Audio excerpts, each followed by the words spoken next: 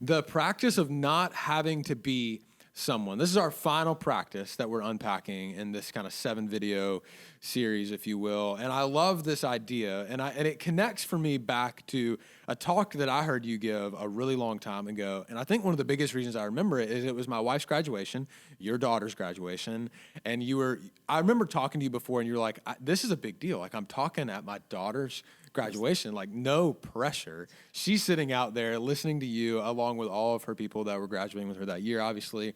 And the whole point, like your bottom line of that talk was for us to be ourselves. The thing you said was be you. And how important that was for us as we walk towards the future in our life, as we were graduating high school, the importance of really finding ourselves and finding who God is calling us to be. And I think in our culture, it's so tempting to try to be more than we are or be someone else. How do you kind of unpack that? Yeah, so that graduation speech is one of the more nerve-wracking speeches of my life, and I just use the 2 letters, right? Be you, and it's really the advice that I always give to anybody who's trying to say, what's the most important thing I can, practice I can get into the habit of knowing. It's to know yourself. Like, you have to know who you are, and part of the struggle you mentioned in our culture is, what Instagram and Facebook and all the social media platforms have done is they have allowed us to brand ourselves. And that's not inherently bad. Again, we always go to this good, bad, right, wrong kind of polarization, and it's not that. It's just to recognize that branding of ourselves has a trajectory, and it can be very, very dangerous if we're not careful. And what happens is we end up being sort of portraying an image that we always feel like we have to live up to.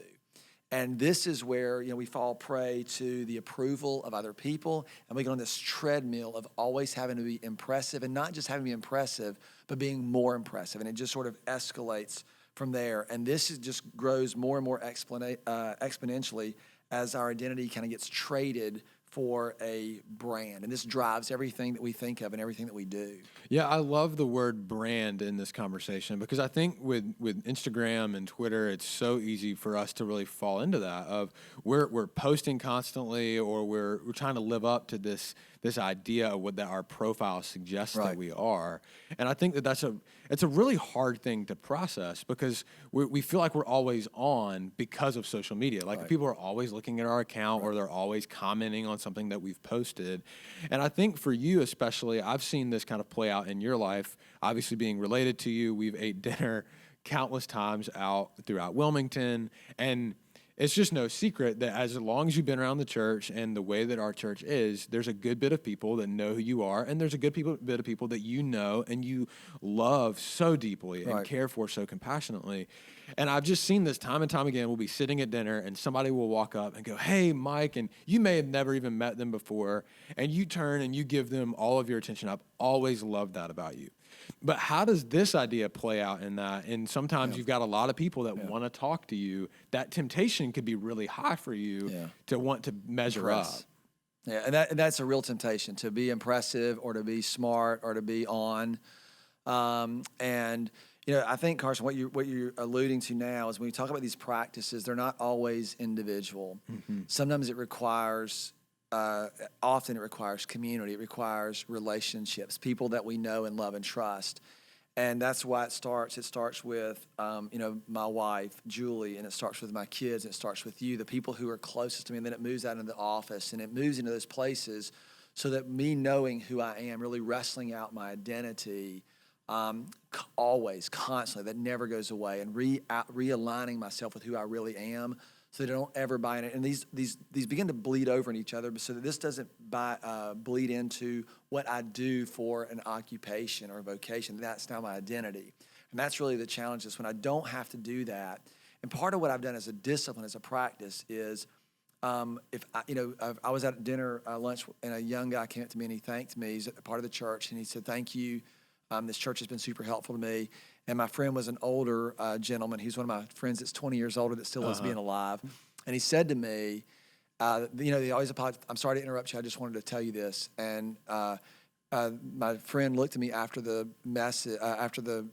interaction, and he said to me, "Mike, that is never an interruption. That is always an honor. If someone stops to express gratitude to you, it is always an honor." So what I learned though, because what happens is that's always an honor and it should be and it is, but you don't always feel that way. Sometimes you feel pressure to the temptation to impress or whatever. So what I've tried to do when I arrange my life is to say there are times and places where I need me time and alone time, and I don't do things or where I'm available in those ways. But if I am, then I'm always going to be available because that's what I feel like God has called me to do. So it's rooting things back, not to trying to impress people, but really trying to say, this is who I really am. And you start in those smaller circles, and then you move out, and it becomes a lot more. Easy is not the word. Easy. It comes out of you because that's who you understand yourself to be. But it's really because you learn that you don't have to be someone other than who you are. And that was my big struggle for a long time when the church was coming along. And I think every occupation has this. Every demographic has this. Females have a standard they're expected to live up to when they're in their body image and in this. And married couples have this so everybody has these expectations that's always on us. And we fall prey to living up to those. And what I had to do, the ministry and being a pastor was no different.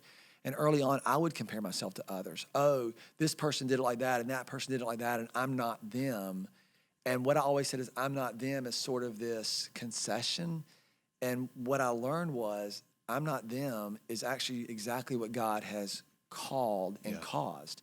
And so it really began this journey. And the reason this practice is so important when you say, I don't have to be someone, or more importantly, someone else, it actually starts to free you to be who you are, and more importantly, who you're actually made to be. That's really good. It helps us resist the temptation to constantly compare. And 100%. I think that sometimes vulnerability, or a lot of times in this conversation, vulnerability is the thing that stands in our way of getting what our reality is. Because if we're not willing to be honest with ourselves long enough to go, oh, I'm actually trying to be somebody else, right, we miss the fact that we can just sit in the struggle that we're finding ourselves in. If we struggle with anxiety, if we struggle with depression, if we struggle with fear, if we struggle with anything, we got to get help, and we got to invite people into that process. I love what Stuart Hall, our friend that was here in the summer, was talking about. He's like, not everybody has to know everything, but somebody does. Somebody does. And you've got to be in relationships with people to kind of unpack this. Yeah. So, because when people know who you are, like one of the things that I try to do with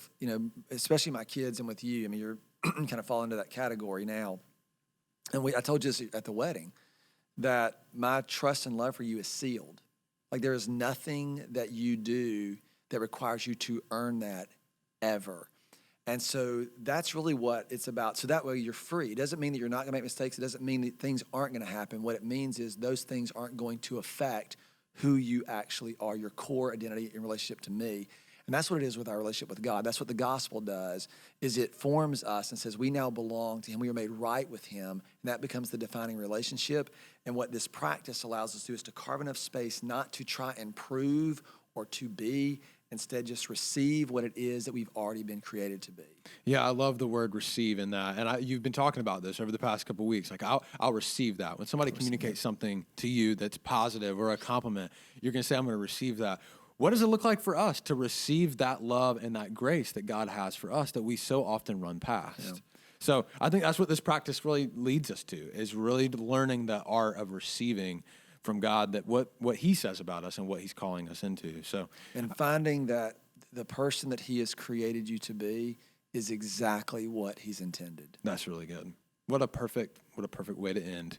I think if you're watching this right now and you go, that's me, I need to have a conversation with somebody, or I need to go deeper into this idea, or if you've watched through all of our videos, as we said, maybe not to do, you need to pick one. That's a good reminder. If you've watched all of these, pick one practice and dive into it, but also don't hesitate to reach out, because we would love to have conversations about this, and we believe this really is a thing that could be standing in between you and the transformation that God wants to do in your life. So we'd ask that you lean into it, that you ask these questions, and that the big thing that we talk about a lot around here is journal, right? Write your thoughts, write what you're thinking, because I think that allows us to be able to come back and learn from it when we get to where we're going. So thanks for watching this video. We hope that it was encouraging to you, and we'll see you real soon.